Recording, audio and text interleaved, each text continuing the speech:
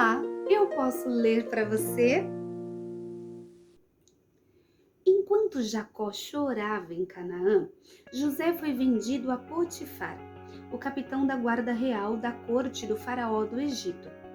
O filho de um dos homens mais ricos de Canaã começou a servir como escravo na casa de um pagão. O começo foi muito difícil, mas ele decidiu que com a ajuda de Deus faria do melhor modo possível tudo o que lhe mandassem. Trabalhou sempre de forma correta e honesta. Assim, foi ganhando a confiança e a amizade de todos, especialmente do patrão. E Potifar passou a confiar-lhe tarefas cada vez mais importantes. Logo, ele estava administrando a casa e os negócios pessoais de Potifar. Seu modo de agir mostrava aos que o rodeavam que ele amava Deus e que nunca esquecia os ensinos do seu pai. Quando tudo ia muito bem na casa de Potifar, a esposa dele, que havia tempo vinha observando a beleza de José, convidou-o para entrar em seu quarto, mas ele recusou. O meu patrão confia plenamente em mim. Como é que eu iria desrespeitar a sua mulher? Seria um pecado contra Deus. Zangada, a mulher de Potifar, mentindo, acusou José perante o marido. Ele acreditou nela e mandou prender José. Dói muito quando somos acusados de um mal que não fizemos, mas José não se desesperou. Mesmo com correntes nas pernas, noite após noite, na cela escura, ele lembrava o que o pai lhe contara sobre a proteção de Deus e decidiu permanecer fiel e confiar no Senhor. E Deus atuou. José foi sempre muito simpático e fez logo muitas amizades, incluindo o carcereiro que o encarregou primeiro de cuidar dos outros presos e depois de toda a administração da cadeia. Estavam também presos 2 criados do rei, o chefe dos padeiros e o chefe dos copeiros, possivelmente por terem estado envolvidos numa tentativa de envenenamento ao rei. Certa manhã, José os encontrou muito preocupados.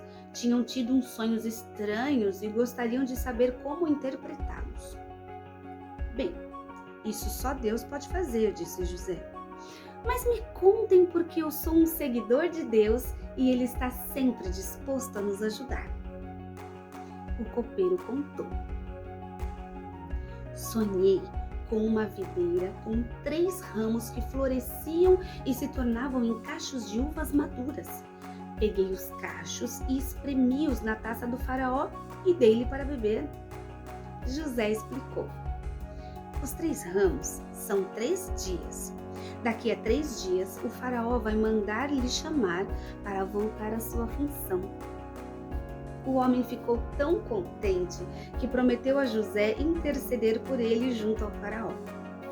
Depois, o padeiro contou. Vi 3 cestos em cima da minha cabeça.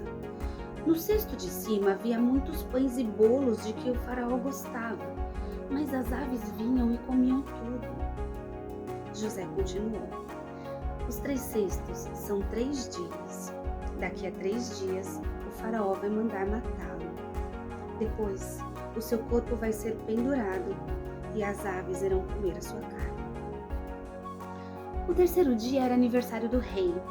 Ele deu um banquete e aconteceu tudo como José previra. Mas o copeiro se esqueceu completamente de interceder por José perante o faraó e passaram-se 2 anos sem que nada de novo acontecesse. Um dia, chegou à prisão um mensageiro do palácio. O faraó deseja vê-lo imediatamente. A mim? Para quê? José deve ter perguntado. Ele ficou muito curioso. Pelo caminho, devia ir falando sozinho. O que será que o faraó quer comigo? Terei cometido alguma falta grave? Acontece que na noite anterior, o faraó havia tido 2 sonhos. Mandou chamar todos os magos e sábios do Egito, mas ninguém conseguiu interpretá-los. Foi então que o copeiro se lembrou de José e contou ao rei o que havia acontecido na prisão. O rei ficou muito interessado e logo mandou chamar José. Sentia grande curiosidade em conhecer o significado do sonho. Vamos imaginar a cena. A grande porta da sala do trono é aberta. O faraó está sentado no trono de ouro e à sua volta, de pé, estão os seus ministros e colaboradores ricamente vestidos. José se inclina respeitosamente perante o faraó e escuta o que ele tem para lhe dizer. Tive um sonho que me preocupa. Quero que o interprete. Por mim, nada posso fazer, mas Deus poderá dar-lhe a resposta que o tranquiliza. O faraó narra. No primeiro sonho, eu estava na margem do rio Nilo quando, de repente, 7 vacas gordas e formosas saíram do rio e começaram a pastar. Depois, saíram outras 7, mas eram muito magras e fracas. Essas últimas começaram a comer as gordas e continuaram magras. No segundo sonho, eram 7 espigas de trigo ressequidas que comiam 7 espigas de grãos bem grandes. José responde. Os 2 sonhos referem-se ao mesmo acontecimento e foram mandados por Deus para avisá-lo de que ocorrerá um período de fome e de falta de alimento. Haverá primeiro 7 anos de fartura, em que a terra produzirá muito, mas depois virão 7 anos de fome, como o Egito nunca teve. Minha sugestão é que o faraó procure um homem inteligente e capaz e o ponha como responsável pela agricultura em todo o país, com administradores locais que recolham um imposto de 1/5 de todas as colheitas durante os 7 anos de abundância. Assim, haverá comida suficiente nos outros 7 anos de fome que virão. Se não fizer isso, haverá um período de fome muito grave. O faraó ouve com toda a atenção. José não tinha só dado a interpretação dos sonhos, como havia transmitido conselhos muito sábios. Então, virando-se para os seus conselheiros, pergunta: encontraremos porventura alguém mais indicado do que este homem em quem há o Espírito de Deus? E virando-se para José, disse: nomeie-o responsável para executar esse projeto. Tudo o que você mandar será válido em todo o país. Só eu estarei acima de você em autoridade. A função de José passou a ser a de governador, uma espécie de primeiro-ministro. Viajava por todo o país em carruagem real, vivia numa grande mansão e era respeitado por todos. E se os irmãos pudessem vê-lo agora? Muito bem! Essa é mais uma parte maravilhosa dessa história que nos diz e nos confirma que Deus está no controle de todas as coisas.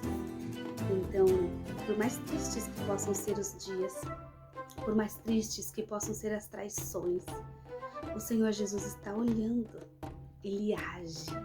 O Senhor agiu na vida de José e não é diferente comigo nem com você. O Senhor age nas nossas vidas. E se Ele ainda não agiu com o que você espera, espere com paciência no Senhor, porque Ele agirá.